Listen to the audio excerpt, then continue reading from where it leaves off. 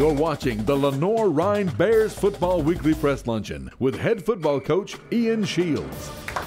Well, thank you, Neil. It certainly is a great time to be a Bear. We have a saying around the office with the team. When you're a Bear, every day is a holiday and every meal is a banquet. So welcome to the banquet. But it is a special place and a special time. The reality is we have a great group of young men we have the pleasure to coach. We have a tremendous locker room. As Neil alluded to, they've completely bought in to our staff and to each other, and they're playing at a high level. Reflecting back on last week, the Alderson Broaddus started with a lengthy road trip, about a 6-hour bus ride up there to West Virginia. That was a concern of how we'd handle that travel. Thought we handled it quite well. Started off a little sluggish. We deferred the kickoff. Alderson Broaddus got it. They've been averaging 42 points a game plus offensively, and they went down the field just like they did on most people to start the game. Once that happened, we received the ball offensively. We went down the field and matched it, and then from there we really settled down defensively and played well. I think there were some stalwarts for us defensively in that contest. Blake Baker had 2 sacks, a couple tackles for losses, was all over the field. It's hard to block up front. O'Neal Blake played a tremendous game at corner, had 9 tackles, was great in coverage. He's played spectacularly all season long at corner for us. I think he's an all-conference player. He's done a great job. Tyler Bott, he continues to improve at linebacker. He had a wonderful game against Carson Newman, made his presence felt. Did the same thing this last week, and he's just played extraordinary football down the stretch here for us, and he just keeps getting better and better and better, which credit to him, and a lot of our guys we could say that for. But that defensively, those guys stood out. Offensively, our offensive line really dominated the line of scrimmage. I mean, we rushed for over 500 yards in the college football game, and that's hard to do without a lot of good things happening up front. Joe Ray continues to play as an All-American, which he is. Jimmy Barrett, the other guard, is again playing at a very high level. He's had an exceptional senior season. Really proud of him. Matt Villani is a physical, he's dominant at right guard as a presence. Dale Howard's playing well at center, which is you need a good center. and Jake Slagle, left tackles, played well also, and he suffered a slight injury. I think he tweaked an ankle. There's nothing that's going to threaten the rest of his season, but he had to miss a little bit of that time in that game. And we also got a lead and got some young guys in up front, which was great. Evan Sims that played well at quarterback. He had an unfortunate throw where he threw an interception. The ball slips out of his hands. We have Vic running wide open for a touchdown. But other than that, he operated well. Suffered a little bit of an injury, had to step out for a second, came back in and really showed some toughness, I thought, and still operated at a high level. Running backs, Chris Robinson, again, star of the show. Chris rushed for, again, over 100 yards, I believe 120 and change. Chris is one of the more dynamic ball carriers in the country. He's a fullback, and he's, I believe, 3rd in the nation right now in yards per carry, playing fullback, that's unheard of. And Gerard Spears wasn't as productive with the ball in his hands, but he was 1st in the nation in yards per carry still, so averaging over 8 yards a carry. So those 2 guys are weapons. It was great to see Mike Patrick have a breakout game. Mike Patrick had his first 100-yard rushing day in his career, and also scored a touchdown, or maybe 2. 2, yeah. So, credit to Mike. Mike's a heck of a football player and does a lot of things for us without the ball in his hands as well. So Gerard gets some of those long runs from week to week. Again, and the unsung heroes are wide receivers. If you're there, you can probably still hear the pads popping from Grayson Wells cracking their linebackers all game long.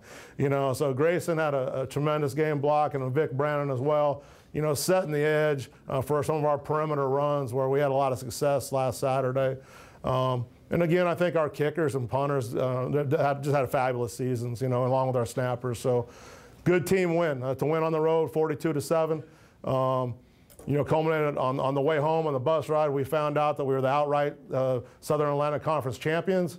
which that's a team goal, and we achieved that with a game left to play. So to be sitting here where we're at 10-0 is a credit to a lot of people, and there's too much credit to spread around. Everyone's got a share in it, and it's special to be conference champions. That being said, looking forward, we got a game left in conference. It's senior day here between the bricks. Our guys are going to be excited to play. We know Catawba is going to come in here excited to play with their last game of the season. They already have a winning season in place at 6-4. They're a talented team.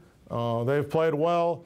They got good players. They're fast. They're physical. It's a tough opponent here for us to finish what we've started and what we want to keep going. I think their quarterback has been the conference player of the week 3 different times this season, and he's a dynamic player for them. They have a veteran line. I think every offensive lineman for them is back, including their tight end. Their tight end's an excellent player. They spread the ball around. They're really balanced offensively. When I say balanced, I'm talking 50-50 run to pass. When I talk balance for us, I'm talking like right and left, you know. but they are balanced, and they're talented. Defensively, they got some all-conference guys returning. They got a few D linemen they're big, physical. They're excellent players. They have the linebacker Taylor's a returning all-conference player. Who's a heck of a player. They're talented. They can run. They're about as good as we've seen. So it's a challenge that way in every way. And we got to make sure our minds are right here focusing on the present, and as you know, just keep banging that drum like we have all week. The most important game of the season is this one. It's the only one we get this week. We'll be excited to play Saturday. Big game. We'll expect a big crowd here at Moretz Stadium between the bricks, and you know, our guys are really excited to play, and they love playing football together. You can see the passion they have for the game. It's contagious, and it's fun for us coaches. It's a special time, and in this profession, you don't get many opportunities like this, and we're all thankful for the efforts of these players. With that being said, I'll take any questions, reflect them back to Alderson Broaddus, or going forward here to Catawba.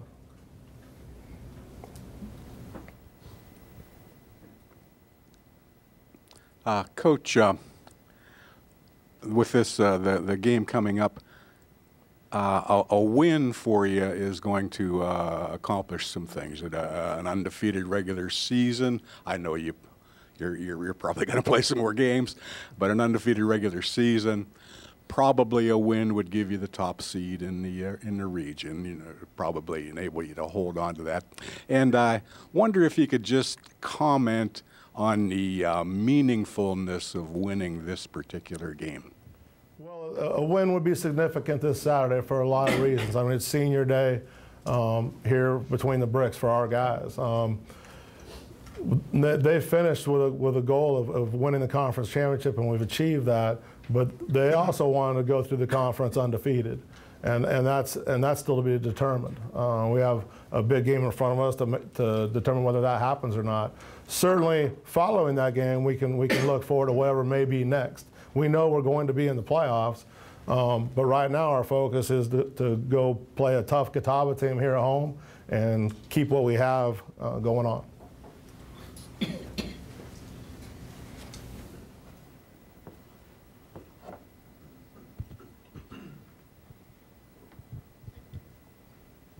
Coach, kind of staying on that same topic, being undefeated, how does that affect the team's mindset going into the final game of the season and then the postseason?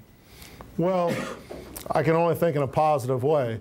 We're a very confident football team, and our guys have great faith and belief in each other, and rightfully so. But again, if you get distracted from the pitfalls of success and start drinking the Kool-Aid, so to speak, it'll kill you. It's poison. So our guys need to stay in the moment. We need to have a great practice today.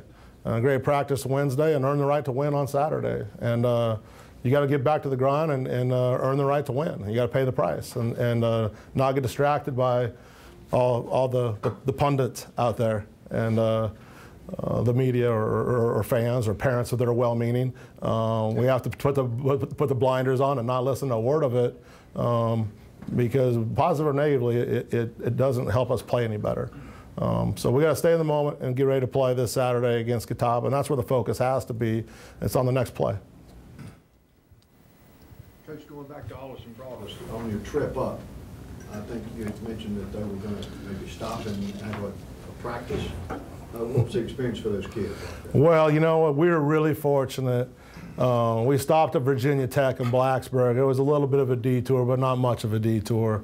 Virginia Tech had a bye, fortunately, and between Justin Harper, our wide receiver coach who played for Coach Beamer at Virginia Tech, and Coach Mayor Shadahari, our special teams coordinator, whose father-in-law was roommates with Frank Beamer at Virginia Tech and played quarterback there, Al Kincaid, who some of you football aficionados will know that name, coached for Bear Bryant at Alabama, was the head coach of Wyoming and Arkansas State.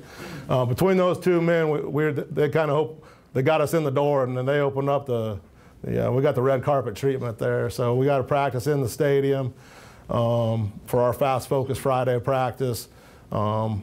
And got a little tour of their facilities, and it was wonderful, and it was a real treat for our kids going through that, running through the tunnel, and having some fun on Friday.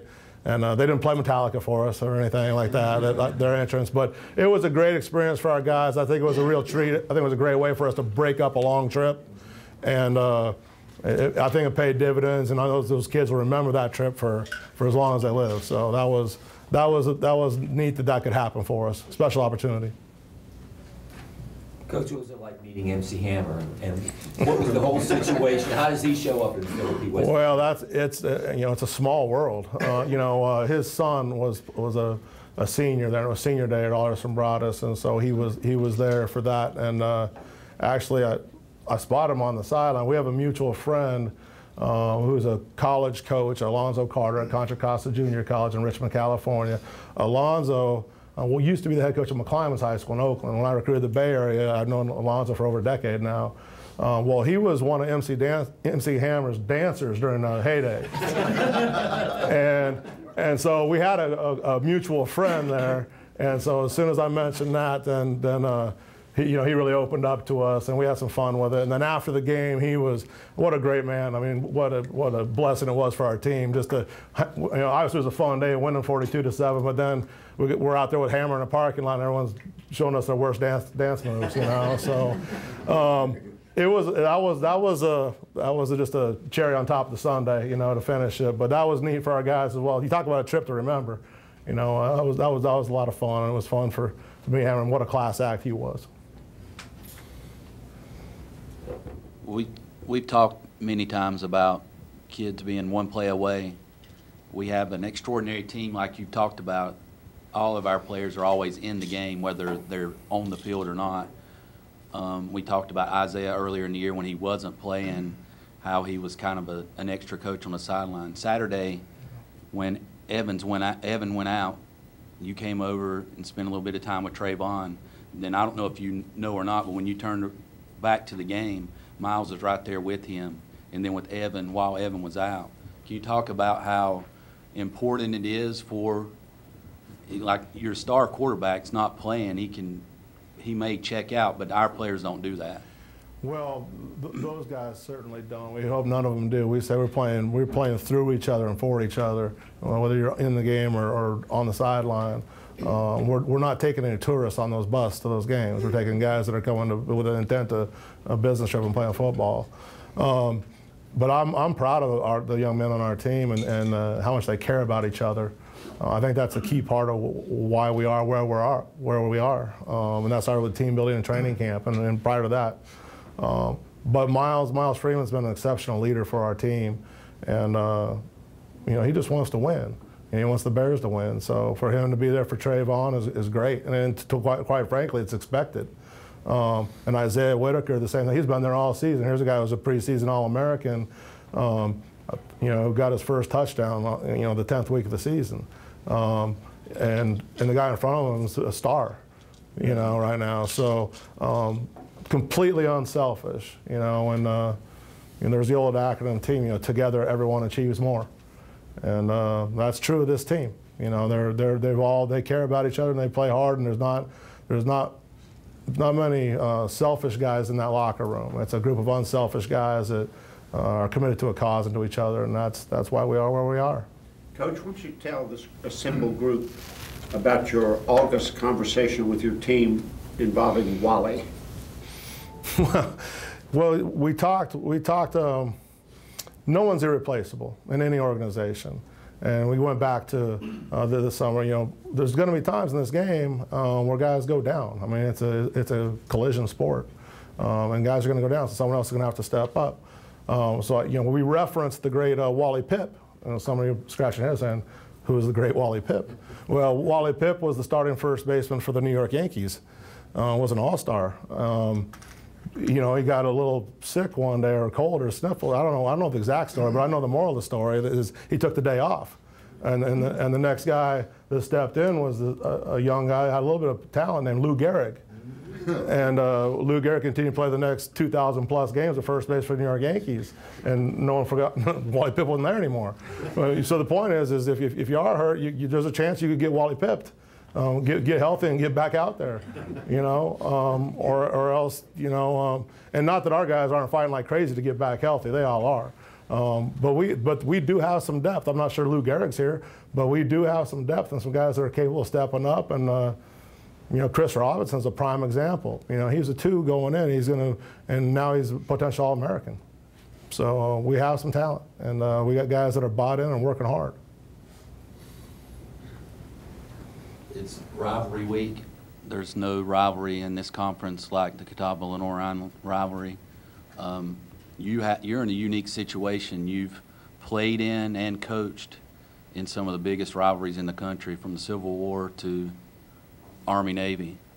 How do you approach it differently, knowing how those, or is it still that straight focus? This is the only game this week.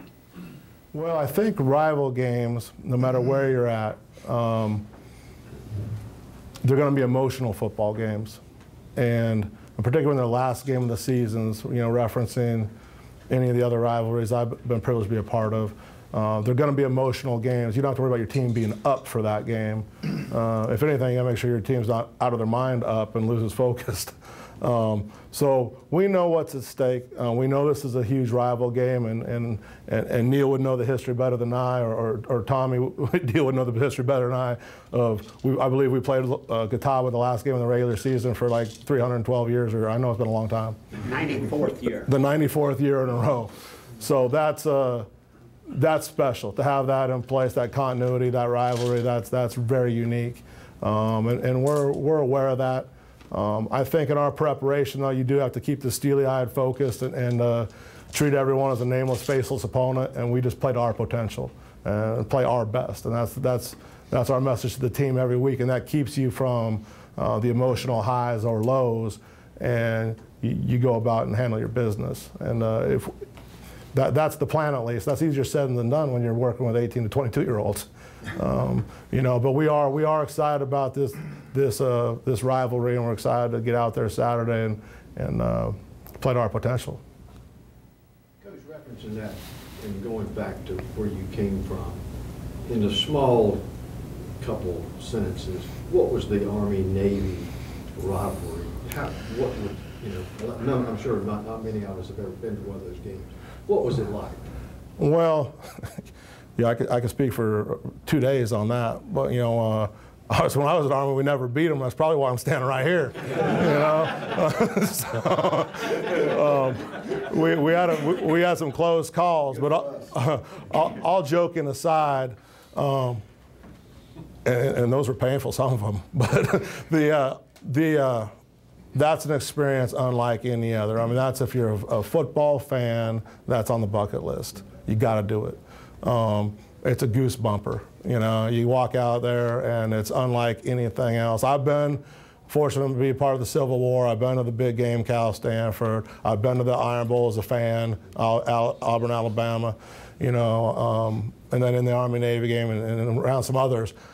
There's nothing that compares to Army-Navy, period. You know, there's nothing close because it's so significant past the football.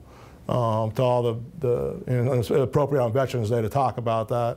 For all those young men are going to be on the same team, and you know, ultimately they're all fighting together for all of us that aren't in the fight. And it's a special group of young men on both sides. And there's a tremendous respect I know that between the young men at Army and Navy, when that contest is over, they're locking arms, and someone's really happy and someone's really sad. But at the end of the day, they all know that they're brothers in arms. That's special. That's different than, it's a healthier rivalry, quite frankly, than say just a traditional college football rivalry, because there's more to it. There's more substance to it. It's what's right about football. Thank you very much. Coach, you have a week of Alderson Broaddus, which is a balanced, they do pass and run. Going to Catawba, pass and run, how does this help you into the playoffs when you go into the playoffs with some of these teams like North Alabama and some of those that have that balanced offense that do pass and run pretty well? Well, I actually have no idea. You know, I mean, I think our defense is capable of morphing to just about anything we see, and we've proven that over the course of this season. Coach Casey, you know, Coach Perriman, our corners coach, Coach Brock, Coach Shardahari, Coach Darlin, our D-line coach, those guys have done a phenomenal job on the defensive side of the ball. I mean, you look where we're at statistically right now across the country. We're giving up, I believe, less than 300 yards a game in total offense. In this day and age, that's unheard of. We're in the top 10 of the nation in total defense. I'm comfortable with it. Whoever we play, we'll be able to match up and play good defense. You know, certainly we need our good players to stay healthy. And, you know, but we're not looking past to matchups right now down the road. Right now, all we're focused is on Catawba. I think the South Atlantic Conference is a tremendous football conference, and we've seen such a variety of play each week in and week out here. No matter where we go or who we play, we'll be well prepared. Okay, with that being said, appreciate everyone's attendance today. We're excited about this home game against Catawba, their last regular season game. We're excited to potentially finish on a historic note here with undefeated regular season. And we're looking forward to the opportunity. We know we're going to get a great effort from Catawba, and it's a first-class team Coach Walker has. And we're anxious to get between the bricks and meet them. With that being said, we should have a tremendous crowd. We're going to have a beautiful Saturday afternoon, it looks like.